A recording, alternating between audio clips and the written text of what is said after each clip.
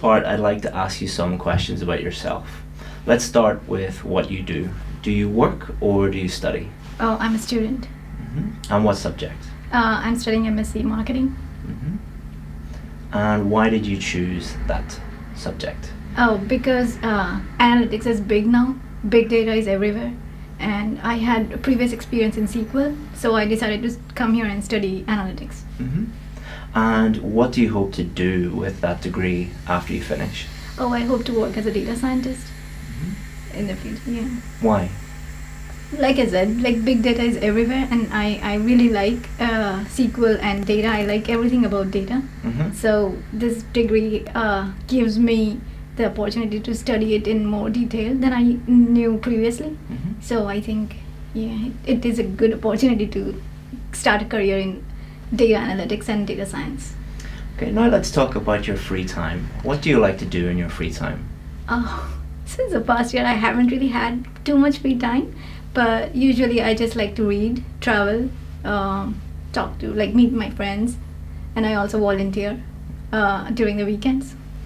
And do you prefer to spend your free time indoors or outdoors? Depends on the weather. If it's raining, I don't like to go outside, but most of the time, yeah, I would like to go outside that rather than stay in my room. And what did you like to do in your free time when you were a child? Oh, I used to read a lot. Just keep reading books all the time. So I never used to like go out and play much. I used to get scolded a lot by my parents, like go out and play with kids your age, but I always used to stay indoors and read. And what are you going to do in your free time this weekend? Oh, this weekend, like I said, I volunteer. So I volunteer at the Macmillan Cancer Support. So I would be going visiting patients and providing counseling to them. Good. So now let's talk about travel. Do you like to travel? Yes, I do. Why? Because I like getting to know other countries, their culture, how people live, like what they like, stuff like that. It's interesting to me. And where is a popular tourist destination in your country? Oh, in my country, people mostly like to go to Europe because it's like colder, and I come from a very warm country, so it's like a pleasant change for them. So most of us would like to go to America or anywhere in the Europe where it's colder. Is traveling abroad very popular in your country? Oh yes, it is. It is quite popular. So people mostly go travel during the summer, but it's always summer in India. So yeah, I think movies have a huge role to play in it because they show all these destinations where there is snow-covered mountains and all, and that's very fascinating for us because we don't really get snow, at least not where I come from. And where would you like to travel to in the future?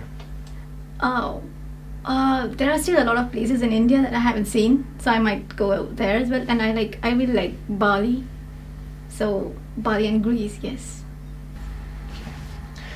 So I'm going to give you a topic, and I'd like you to talk about that topic for 1 to 2 minutes. You'll have 1 minute to prepare before we begin, and you can make some notes. Do you understand? Yes. Okay.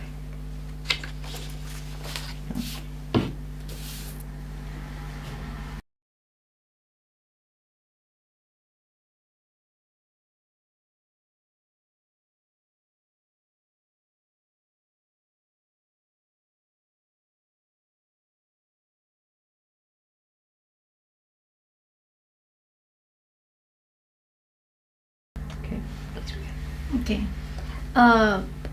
The type of clothing that I like to wear is mostly generally casual, but I wear different types of clothes on different occasions, like everyone else, I suppose.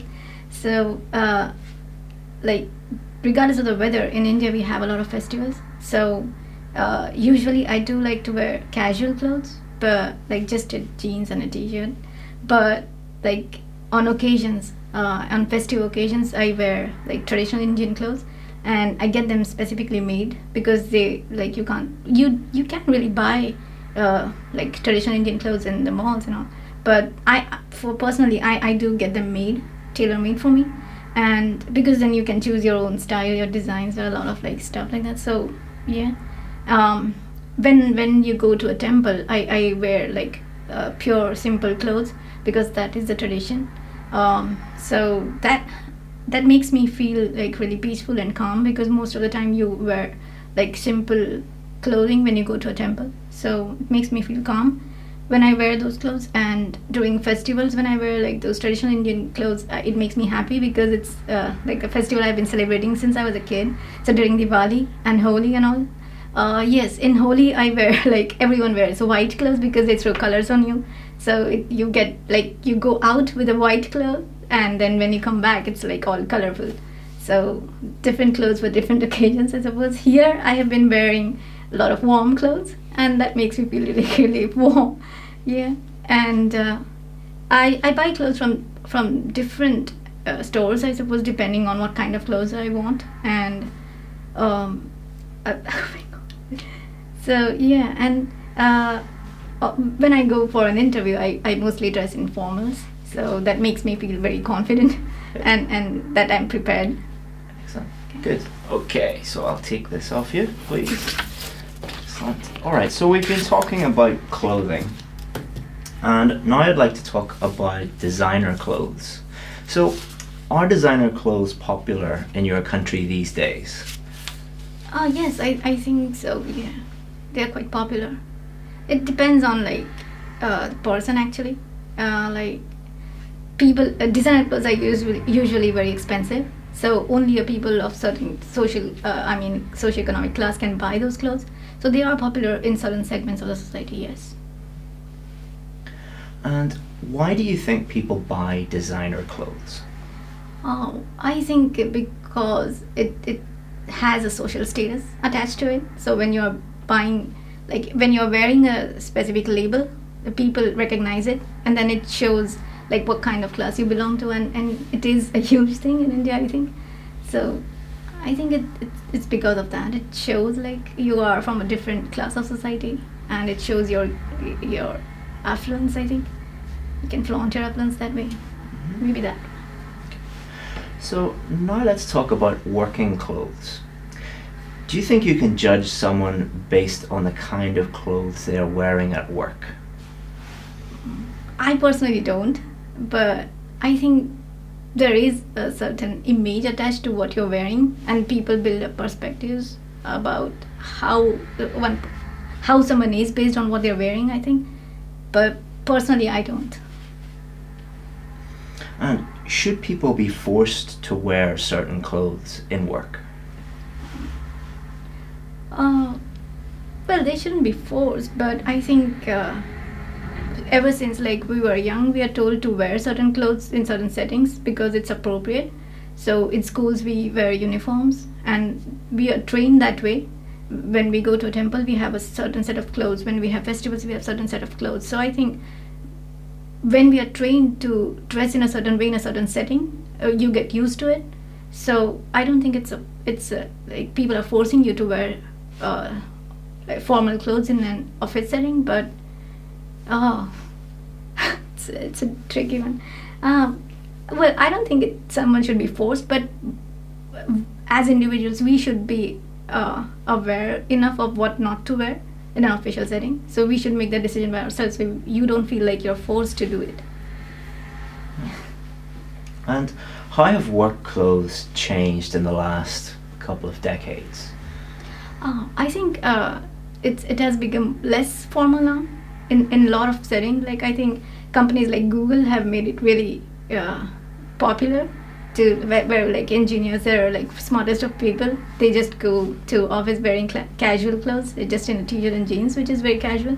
And they lay more importance on your work ethic, like how you work and how much you contribute, rather than what you wear. So that is really a refreshing change, I think. So it shouldn't matter what you wear, but like how you work and how much you contribute.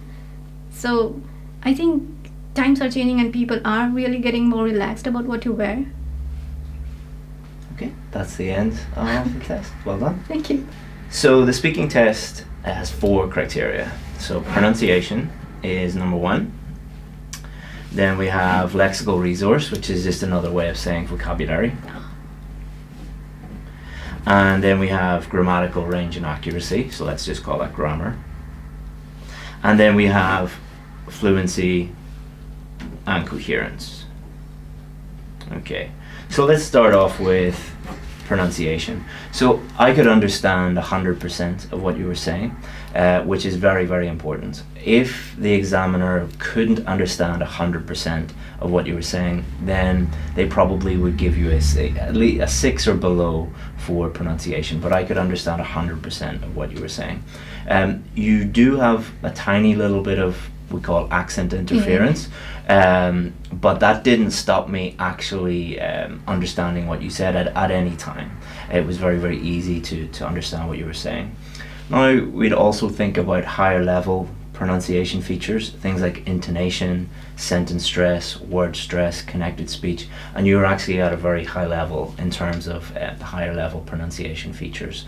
So for pronunciation, I would give you a band 8 because I can understand 100% of what you're saying without any effort whatsoever, and you have a very strong use of those higher level pronunciation features. In terms of vocabulary, your accuracy is very, very good. You rarely slip up in terms of your accuracy for vocabulary, and your range is also very, very good. You have some topic-specific words for nearly everything that I ask you for. You're not searching for vocabulary. You know you can access the vocabulary very, very easily and use that very, very well. I think for you, if you were to do the IELTS test again, I would encourage you during your preparation to take some more chances with vocabulary and maybe show how broad your vocabulary actually is, because I think your vocabulary is much, much broader than what you actually showed there today. But we didn't give you any coaching or anything like that before we did this. But next time I would just try and during your preparation to take some more chances, but in the real test, you use the 100% rule. Only use vocabulary that you're 100% sure about. And grammar, you had a couple of very small slips, but the vast majority of your grammar was 100% accurate. Nearly all error-free sentences. You used a wide range of structures, complex sentences, simple sentences. You had no problem with tenses, so I asked you about the past, the present, the future. I asked you how things have changed since, how have they changed over the last few decades. You had no problem with any of those tenses. So your grammar is probably your strongest point. I have no worries really with your grammar. You had a couple of little small problems, but that is totally natural. Even native speakers have little slips. So for your grammar, I would give you a band 8 as well, and for your vocabulary, I would also give you a band 8. But that would be something that I would, if you were to do the test today immediately, you might get a 7 for vocabulary if you didn't show the range of vocabulary that you're capable of. So if you were to do the test tomorrow, I would say, just use some more advanced adjectives and nouns and show how good your vocabulary actually is. Your fluency is also very, very good. You don't speak with any noticeable effort, so you don't have to think about the grammar or the vocabulary. Linguistically, you're very advanced, so that doesn't affect your fluency, and you're able to speak without much effort at all. However, the one thing that I would say is your not your weakness, but this is something that many advanced students like you are not aware of, is that you need to develop your answers as much as you can, especially for part 3. So part 1, they're just normal everyday questions about yourself, but you were giving sometimes one word or just a few word answers. So I often had to say, like, why is this? So I said, what are you studying? And you just said, I'm studying this. And why do you like that? So if we were having a normal conversation, no problem, because that's totally normal to say that. But remember, you're in a test and the examiner has to judge your pronunciation, your vocabulary, your grammar, your fluency. So just one word answers, they don't have enough data to go on, really. They teach us differently in India then. They teach you differently? Yeah. What do they say? Because I have a tendency to just go on until they stop me, because that's what I saw on YouTube videos. But then they told me, like, just answer the question, don't go off on a tangent. Yeah. So I just stick to that. I think that's a few different things. So one, going off on a tangent, you shouldn't do that, because that you're going to lower your score for coherence. Because coherence is, did the answer make sense? So if I ask you about clothing and you start to talk about your favorite music, that's a problem. What your Indian teacher was probably referring to might have been that, but it could also be that certain students just talk on and on and on and on as much as possible. And in part one, I know this is frustrating advice, but not too short, not too long. So what does that mean? So too long, the problem with that is the examiner has to ask you a range of different questions, so they will keep stopping you. And often students will be like, oh, what did I do? Did I do something wrong? And they will get very flustered. So a good teacher should not tell you, just keep talking on and on and on and on, especially for part one. So a good way to answer part one questions is answer the question and then give a little bit more detail or an example or an explanation, just a little bit more information for the examiner to judge your answer on and understand your answer fully for that question. So I don't like giving exact number of sentences, because then people are thinking about number of words and number of sentences. But you know, for example, what do you study in university? I like to study data science, or I like to study business because, and then explain why you like it.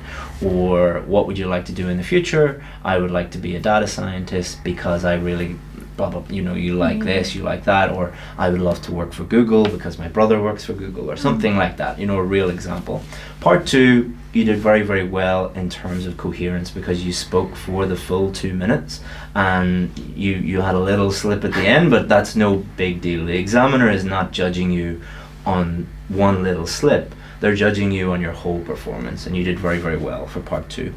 Part three is the part where you really do need to develop your answers, because part one is just questions about you, whereas part three are more abstract questions about ideas in general. So I didn't ask you, you know, what are your favorite clothes? I asked you, why do people buy designer clothes? Like a more abstract question. So that requires you to answer the question and then develop your answer, provide reasons for your answer, provide explanations, and then you could also develop by giving some examples. So one way you could immediately improve your coherence would be to throw in some examples in there. So for example, let me have a look at the question that we asked you. Let me give you, got it here somewhere. So the last question was, how have work clothes changed in the last few decades? And you talked about Google, and that was really good. You could also maybe talked about 20 years ago, what were software development companies or tech companies like? Should people be forced to wear certain clothes? You maybe could say, you know, someone working as a police officer, yes, or someone, you know, you're not being judged on the content. You're being judged on how you say it. As I said, fluency, pronunciation, grammar, vocabulary. It's not, the content is not important, but coherence is important, developing the answer, especially for part three. So I think if I was to give you any advice, that would be the main thing to work on, would be the coherence. Part one, give a little bit more information, and then part three, fully explain it, give some examples. And you can also answer them by saying, well, some people would think, yes, people should be forced to wear clothes, and this is why they would think this, and here's an example of this, for example, police. Whereas other people who work in the tech industry would say, absolutely not, you can wear anything you want, but I think personally this, you know. So you can really develop it by looking at things from different angles. But the difficult things for most students are pronunciation, grammar and vocabulary. You don't have any real issues with those whatsoever. They take a very long time to improve. Fluency can take a long time to improve, no problems there. Coherence, you can improve it in a day. So you would be, I think that you could do even better than the last time you did the test, which you got at band 8. I think with a little bit of practice, you could do even better. All right. Thank you. Do you have any questions? Well done.